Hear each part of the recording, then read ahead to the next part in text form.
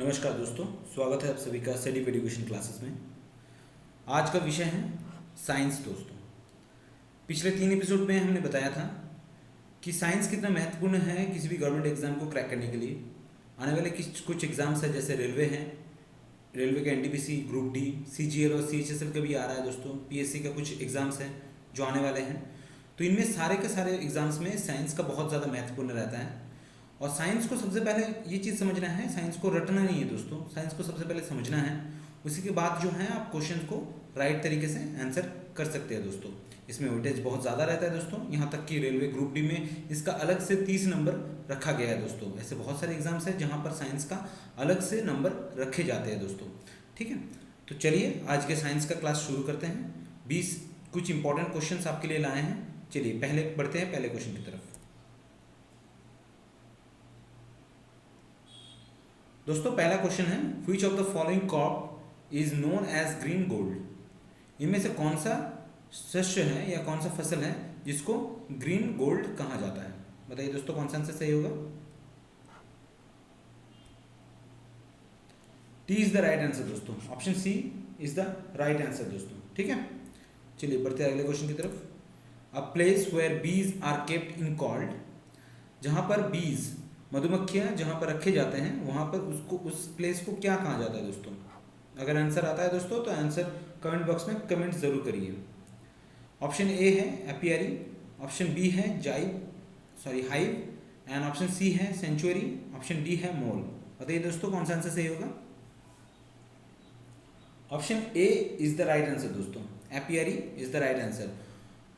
A place where bees were kept, bees मतलब मधुमक्खियाँ कहाँ जहाँ पर रखे जाते हैं उसे क्या कहा जाता है? एपियरी कहा जाता है। दोस्तों, याद रखिए, ठीक है। चलिए बढ़ते हैं अगले क्वेश्चन की तरफ। The first stage in the formation of coal is. ये पूछा गया है दोस्तों कि कोयला का जो स्तर होता है 4 भाग में डिवाइड किया जाता है, ठीक है। जो पहला भाग होता है कोयला का, वो फॉर्मेशन कोयला को बनाने टाइम में जो पहला भाग होता है वो कौन सा है इनमें से? हालांकि ये 4 ही भाग है दोस्तों, ठीक है। तो इनमें से सबसे पहला क्या होता है दोस्तों? लिग्नाइट, बिटुमिनस, एंथ्रेसाइट या पीट? कौन सा आंसर सही होगा दोस्तों? पीट इज द राइट आंसर। दोस्तों, ठीक है। The first of the 4 stages of coal formation is lignite coal, ठीक है। फर्स्ट जो भी कोल होता है, कोयला होता है, कोयले को बनाया जाता है फॉर्मेशन, तो वो लिग्नाइट कोल कहा जाता है उसे। और उनमें से सबसे पहला स्टेज जो आता है वो पीट आता है दोस्तों, ठीक है। पीट आता है, फिर लिग्नाइट आता है, बिटुमिनस आता है, फिर एंथ्रेसाइट, ठीक है।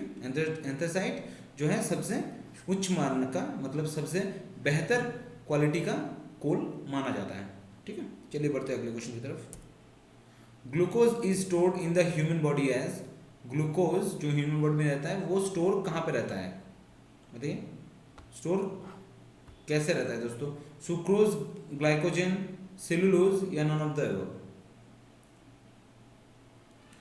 पूछा गया है ग्लूकोज अगर स्टोर रहता है ह्यूमन बॉडी में, जैसे स्टोर रहता है, वो इनमें से किस तरह से स्टोर रहता है? सुक्रोज के हिसाब से, ग्लाइकोजन के हिसाब से या सेलुलोज या नॉन ऑफ द अबव? बताइए दोस्तों, कौन सा आंसर सही होगा?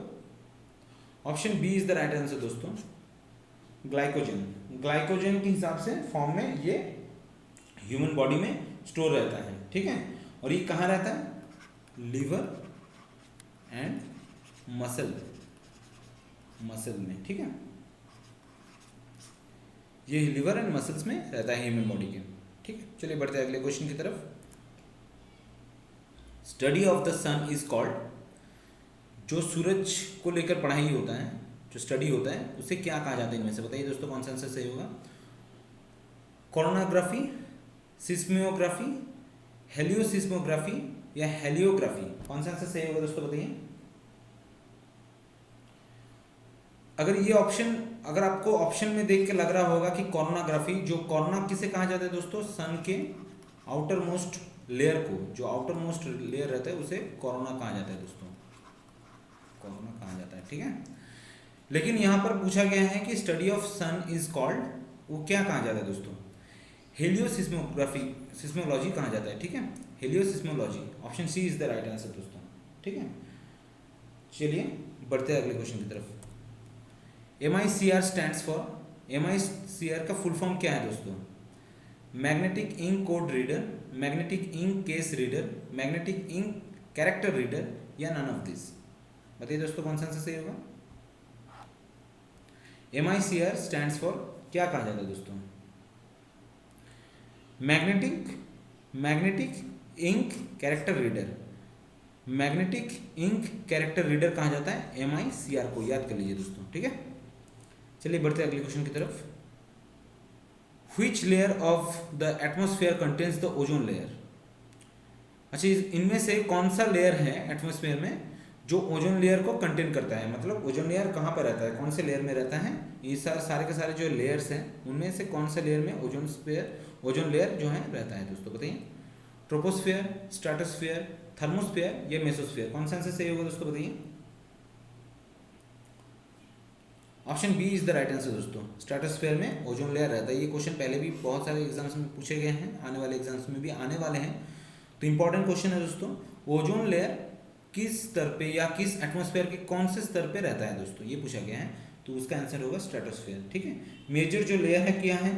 ट्रोपोस्फेयर है, ट्रोपोस्फेयर एक लेयर है, ठीक है। मेसोस्फेयर लेयर है और थर्मोस्फेयर एक लेयर है, पर ये रहता कहाँ पे है ओजोन लेयर? ये स्ट्रेटोस्फेयर पे रहता है, ठीक है। चलिए बढ़ते हैं अगले क्वेश्चन की तरफ। The antiseptic compound present in Dettol is? Dettol हम लोग क्यों यूज करते हैं दोस्तों? एंटीसेप्टिक के लिए, कहीं कट जाए या छुल जाए, ठीक है, वो एंटीसेप्टिक होता है दोस्तों, सेप्टिक नहीं होता है, उसके लिए ये डेटोल यूज किया जाता है। तो उसमें क्या रहता है जिसकी वजह से ये एंटीसेप्टिक होता है, ये सेप्टिक नहीं हो पाता है? ये डेटोल जो है एक मेडिसिन की तरह काम करता है, वो किस वजह से होता है ये बताइए। ऑप्शन ए है बायोथायनल, बी है क्रिसोल, ऑप्शन डी है आयोडीन, ऑप्शन डी है एन लॉरोक्सिलेरल। बताइए दोस्तों कौन सा आंसर सही होगा? बताइए। एन लॉरोक्सिलेलॉन, ठीक है, एन लॉरोक्सिलेलन इज द राइट आंसर। ये कंपाउंड रहता है कहाँ पे? डेटोल पे, ठीक है, ये डेटोल पे रहता है, इसीलिए डेटोल जो है एंटीसेप्टिक कहलाता है या सेप्टिक होने नहीं देता है, ठीक है। ये एंटीसेप्टिक कंपाउंड है डेटोल के अंदर, ठीक है। चलिए बढ़ते हैं अगले क्वेश्चन की तरफ। Plants that grow in saline water are called? जो सलाइन मतलब नमक वाले पानी में जो प्लांट ग्रो करता है या फिर प्लांट मतलब पैदा होते हैं, तो वह उसे क्या कहा जाता है? जो सलाइन वाटर में जो पौधे बड़े होते हैं उनसे क्या कहा जाता है? स्काइफाइट्स, ब्रायोफाइट्स, हेलोफाइट्स या हाइड्रोफाइट्स? कौन सा आंसर सही होगा दोस्तों? बताइए। Halophytes, option C is the right answer दोस्तों। हेलोफाइट्स वो सलाइन वाटर में ग्रो करता है, सलाइन वाटर में जो ग्रो करता है उसे हेलोफाइट्स कहा जाता है दोस्तों, ऑप्शन सी, ठीक है। चलिए बढ़ते हैं अगले क्वेश्चन की तरफ। Which of this provides your body with energy? बताइए। बॉडी में जो एनर्जी होता है वो इनमें से कौन सी चीज़ के लिए आता है दोस्तों? कौन सी चीज़ है जो प्रोवाइड करता है? कार्बोहाइड्रेट्स, फैट्स, विटामिन या all of the above? Option D is the right answer दोस्तों। कार्बोहाइड्रेट्स भी रहता है, फैट भी रहता है और विटामिन रहते हैं, ये सारे के सारे जो हैं ये प्रोवाइड क्या करते हैं दोस्तों? बॉडी में एनर्जी प्रोवाइड करता है, एनर्जी प्रोवाइड करता है दोस्तों। कार्बोहाइड्रेट भी एनर्जी प्रोवाइड करता है, फैट भी एनर्जी प्रोवाइड करता है और विटामिन भी एनर्जी प्रोवाइड करता है दोस्तों, ठीक है। चलिए बढ़ते हैं अगले क्वेश्चन की तरफ। Pollen grains in plants are produced in? Pollen grains जो होता है, जो पौधे होते हैं, वो प्रोड्यूस कहाँ पे होते हैं दोस्तों? बताइए। फ्लावर, स्टीम, रूट या लीव्स? कहाँ पे? फ्लावर, स्टीम, रूट या लीव्स? मतलब फ्लावर पे होता है, फूल पे होता है, स्टीम पे होता है या रूट पे होता है, जो पौधा के कांड होते हैं वहाँ पे, या लीव्स जो होते हैं पत्ते पे, कहाँ पे होता है दोस्तों? बताइए। ऑप्शन जो दिया गया है दोस्तों, ये ऑप्शंस को गौर से पढ़िएगा क्वेश्चन की तरफ, और अगर आंसर आता है तो कमेंट बॉक्स में कमेंट्स जरूर करिए, ठीक है। Option A is the right answer दोस्तों। Option A is the right answer. Pollen grains in plants are produced in flower, ठीक है, A is the right answer. चलिए बढ़ते हैं अगले क्वेश्चन की तरफ। Study of fishes is called? ये इंपॉर्टेंट क्वेश्चन है। स्टडी ऑफ फिशेस, जो मछलियों को लेकर पढ़ाई होती है दोस्तों, ठीक है, उसे क्या कहा जाता है? एम्फियोलॉजी, फाइल्यूमोलॉजी जूलॉजी या इचियोटोलॉजी? बताइए दोस्तों कौन सा आंसर सही होगा? Option D is the right answer दोस्तों। फिशेस को लेकर स्टडी को क्या कहा जाता है? इचियोलॉजी, इचियोटोलॉजी, ठीक है, इसे कहा जाता है। Option D is the right answer. चलिए बढ़ते हैं अगले क्वेश्चन की तरफ। Fuse wire is made of? Fuse wire जो बनाया जाता है वो इनमें से कौन सा चीज को लेकर बनाया जाता है? जो फ्यूज होता है तो उनमें से कौन सा चीज को यूज किया जाता है दोस्तों, बताइए। N alloy of tin and lead, nickel, copper, N alloy of nickel and lead. बताइए दोस्तों कौन सा आंसर सही होगा? Option A is the right answer दोस्तों। फ्यूज वायर जो बनते हैं वो किससे बनाए जाते हैं दोस्तों? फ्यूज का जो तार होता है ना वो किससे बनाया जाता है? N alloy of tin and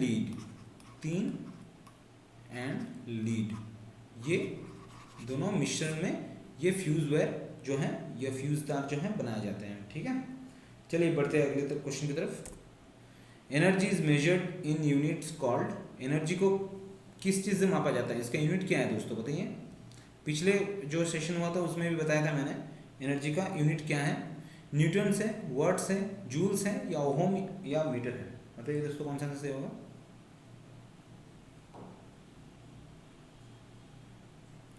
joules is the right answer दोस्तों। Joule is the right answer दोस्तों, ठीक है। अच्छा, जूल को कहा जाता है दोस्तों, जैसे कि ऐसा यूनिट है, ऐसा यूनिट क्या है जूल का? एनर्जी का क्या है ऐसा यूनिट? वो है जूल्स, ठीक है। जूल्स के ऐसा यूनिट है। अच्छा, 1 जूल उस दिन भी बताया था मैंने, बताइए दोस्तों कौन सा आंसर सही होगा? 10⁻⁷ एनर्जीज, ठीक है। और अगर इसे फुट पाउंड में पूछा जाए तो क्या होगा दोस्तों? 0.7377 फुट पाउंड, ठीक है। याद रखिए दोस्तों, अगर 1 जूल पूछा जाए तो 10⁻⁷ एनर्जीज, या अगर फुट पाउंड में पूछा जाए 0.7377 फुट पाउंड में इसका रैंक आता है, ठीक है। चलिए बढ़ते हैं अगले क्वेश्चन की तरफ। What is the principal carbohydrate of milk? What is the principal carbohydrate of milk? Milk का कार्बोहाइड्रेट इनमें से कौन सा होता है दोस्तों, ठीक है, बताइए दोस्तों। फ्रुक्टोज, सुक्रोज, लैक्टोज या गैलेक्टोज? बताइए दोस्तों कौन सा आंसर सही होगा? Lactose is the right answer दोस्तों, ठीक है। जो कार्बोहाइड्रेट होता है, जो प्रिंसिपल होता है कार्बोहाइड्रेट का मिल्क में, उससे क्या होता है? वो लैक्टोज होता है दोस्तों। मिल्क में क्या पाया जाता है? वो लैक्टोज पाया जाता है, ठीक है। अच्छा, मिल्क का जो घनत्व है या उसका जो गहराई है, उसे किस चीज़ से मापा जाता है दोस्तों? लैक्टोमीटर से मापा जाता है। लैक्टोज से लैक्टोमीटर, ठीक है। लैक्टोज से लैक्टोमीटर आता है, तो इससे दूध का जो घनत्व है वो कितना है वो मापा जाता है लैक्टोमीटर से, याद रखिए, ठीक है। चलिए बढ़ते हैं अगले क्वेश्चन की तरफ। Fear of crossing road is called as? Fear of crossing, ये थोड़ा सा अलग क्वेश्चन है दोस्तों, ठीक है। इंपॉर्टेंट क्वेश्चन है इसलिए पूछा गया है, थोड़ा एब्सर्ड क्वेश्चन है कि fear of road crossing the road cross करने के टाइम जो फियर होता है, जो डर लगता है किसी को, ये एक बीमारी है, तो उस बीमारी को क्या कहा जाता है दोस्तों? एमिटोफोबिया, एरियोफोबिया, एरिथ्रोफोबिया या एगोराफोबिया? बताइए दोस्तों कौन सा आंसर सही होगा? बताइए। Option D is the right answer दोस्तों, याद कर लीजिए। फियर ऑफ क्रॉसिंग रोड या रोड क्रॉसिंग में जो डर लगता है या जो बीमारी है उसको फेयर होता है, वो एगोराफोबिया ही कहा जाता है उसको, ठीक है। चलिए बढ़ते हैं अगले क्वेश्चन की तरफ। Most important weather phenomena occur इन,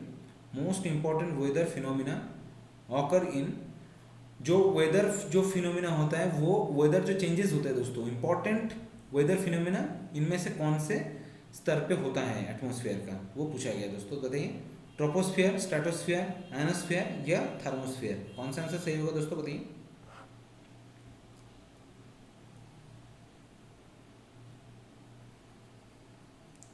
थर्मोस्फियर दोस्तों, ठीक है। Thermosphere is the right answer दोस्तों, थर्मोस्फीयर, इसे याद कर लीजिए, ठीक है, thermosphere is the right answer. अच्छा, मोस्ट वेदर फिनोमिना, जो अगर मोस्ट वेदर फिनोमिना अगर पूछा जाए आपसे, मोस्ट वेदर फिनोमिना कौन से लेयर में आता है दोस्तों, तो ट्रोपोस्फियर होगा दोस्तों, ठीक है, वो ट्रोपोस्फियर होगा। मोस्ट वेदर फिनोमिना अगर पूछा जाए तो ट्रोपोस्फियर में आएगा, एंड अगर पूछा जाए मोस्ट इंपॉर्टेंट वेदर फिनोमिना तब आएगा थर्मोस्फियर। इसमें कुछ चेंजेस नहीं है दोस्तों, ठीक है, इसमें कंफ्यूज नहीं होना है। अगर पूछा जाए मोस्ट वेदर फिनोमिना तो वो होगा ट्रोपोस्फियर, और अगर मोस्ट इंपॉर्टेंट, अगर इंपॉर्टेंट लिखा जाए मोस्ट इंपॉर्टेंट तब थर्मोस्फियर होगा, ठीक है दोस्तों। चलिए बढ़ते हैं अगले क्वेश्चन की तरफ। Which of the following causes tornadoes, tornadoes क्यों होते हैं दोस्तों, ये पूछा गया है। Condensation, dry climate, wind shear and stationary fronts. बताइए दोस्तों कौन सा आंसर सही होगा। टॉर्नेडो क्या है दोस्तों, टॉर्नेडो तूफान है, ठीक है। टॉर्नेडो कहाँ आता है, यूएसए में, यूएसए में जो तूफान आता है उसे टॉर्नेडो कहा जाता है, ठीक है। तो टॉर्नेडो होता किस वजह से है, कौन से वेदर में होता है, एक्चुअली पूछा गया। Condensation, dry climates, wind shear या स्टेशनरी फ्रंट्स। ये option B is the right answer दोस्तों। ड्राई क्लाइमेट जो होता है, सूखा जो होता है दोस्तों, या गर्मी के टाइम, उस टाइम पे उस वेदर में टॉर्नेडोज जो यूएसए में देखा जाता है दोस्तों, ठीक है। ये बहुत तेज तूफान होता है दोस्तों, ठीक है। चलिए बढ़ते हैं अगले क्वेश्चन की तरफ। What is the chemical name of vitamin A, vitamin A का जो है केमिकल नेम बताइए। रेटिनल, राइबोफ्लेविन, थायमिन या नायासिन। बताइए दोस्तों कौन सा आंसर सही होगा। विटामिन को लेकर क्वेश्चंस हर बार हर चैप्टर में आता ही दोस्तों, हर एग्जाम्स में ही आता है। विटामिन ए को जो केमिकल नेम है वो है रेटिनल। रेटिनल में नाइट ब्लाइंडनेस होता है दोस्तों, ठीक है, नाइट ब्लाइंडनेस होता है दोस्तों, ठीक है। विटामिन ए के कमी से नाइट ब्लाइंडनेस होता है, और ये केमिकल नेम है रेटिनल, ठीक है। चलिए मैं आपको बता देता हूँ, B1 अगर पूछा जाए तो B1 क्या होगा दोस्तों। अगर B1 का केमिकल नेम पूछा जाए तो क्या होगा, थायमिन, B1 का, ठीक है। B1 का जो है केमिकल नेम है थायमिन, ठीक। B2 अगर पूछा जाए, राइबोफ्लेविन, ये B2 का है केमिकल नेम, ठीक है। अच्छा, अगर B3 का पूछा जाए दोस्तों तो नियासिन, ये B3 का नियासिन, ठीक है, B3 का है नियासिन। B5 का पूछा जाए तो दोस्तों बताइए, B5 अगर पूछा जाए, पैंथोथेनिक,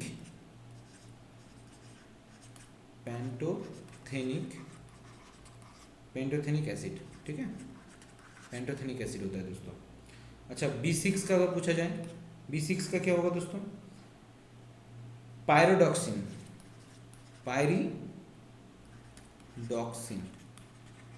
पायरिडॉक्सिन कहा जाता है, ठीक है। B7 का दोस्तों बायोटीन, याद रखिए दोस्तों, इंपॉर्टेंट है। B9 का क्या होगा दोस्तों, B9 का फॉलिक एसिड, ठीक है, B9 का फॉलिक एसिड है, याद रखिए। मैं यहाँ पर एक साथ लिख नहीं पा रहा हूँ, इसलिए देख लीजिएगा, B9 का फॉलिक एसिड है, ठीक है। B12 का क्या है दोस्तों, B12 का क्या होगा दोस्तों बताइए, काइनो कैबोलाइन, ठीक है, काइनो कैबोलामिन,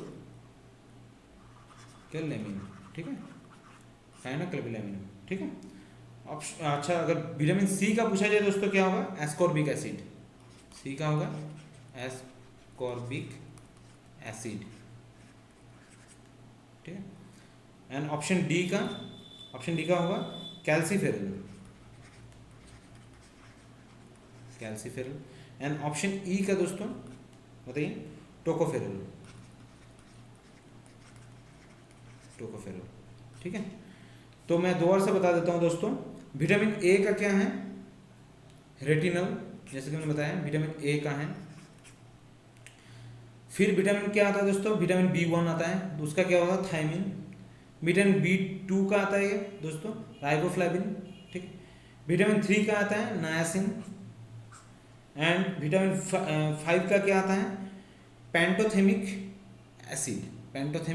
एसिड, ठीक है। विटामिन सिक्स का क्या आता है, पायरिडॉक्सिन। विटामिन सेवन का क्या आता है, बायोटिन। विटामिन जो है 9 का क्या आता है दोस्तों, फॉलिक एसिड।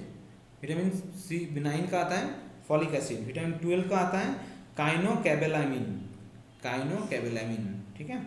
विटामिन सी का क्या आता है, एस्कॉर्बिक एसिड। विटामिन डी का आता है कैल्सीफेरल एंड विटामिन ई का आता है टोकोफेरल, ठीक है। याद कर लीजिए, इनमें से एक ना एक क्वेश्चन आता है ये हर एग्जाम्स में दोस्तों, ठीक है। दोस्तों थैंक यू। यहाँ तक कुछ इंपॉर्टेंट 20 क्वेश्चंस थे आपके साइंस को लेकर, ठीक है। आगे भी हम लोग क्वेश्चंस ला रहे हैं दोस्तों, एग्जाम के सिलेबस के अनुयायी, उनके अनुसार हम लोग क्वेश्चन ला रहे हैं। जैसे कि रेलवे का एग्जाम बहुत सामने ही है दोस्तों, कल ही जो है इसका एनटीपीसी का जो है स्टेटस चेक का लिंक आया था दोस्तों, ठीक है। आप सभी ने होप सो कि आपने फॉर्म फिलअप किया था, और जिन लोगों ने फॉर्म फिलअप किया था उन लोगों ने अपना स्टेटस चेक किया होगा। टेंटेटिव डेट दिया गया है 15 दिसंबर से, ठीक है। तो उसी हिसाब से हम लोग पढ़ा रहे हैं दोस्तों। कुछ और भी नए नए इंपॉर्टेंट क्वेश्चंस लाएंगे, और भी लाएंगे, जैसे कि ज्योग्राफी का भी है, और भी है क्वेश्चंस आने वाले हैं, हिस्ट्री का भी क्वेश्चंस आने वाले हैं, साइंस का होने वाले हैं, इकोनॉमिक्स तो अभी चल रहा है दोस्तों, ठीक है। आने वाले समय में और भी ज़्यादा क्वेश्चंस आएंगे। बने रहिए हमारे साथ, सपोर्ट करिए, ठीक है। लाइक कीजिए, शेयर कीजिए, चैनल को सब्सक्राइब कीजिए, बेल आइकन को दबाना मत भूलिएगा दोस्तों, क्योंकि जब भी हम वीडियो डालेंगे तब आपके पास जल्द से जल्द नोटिफिकेशन पहुँच जाएगा दोस्तों। थैंक यू वीडियो देखने के लिए। जय हिंद।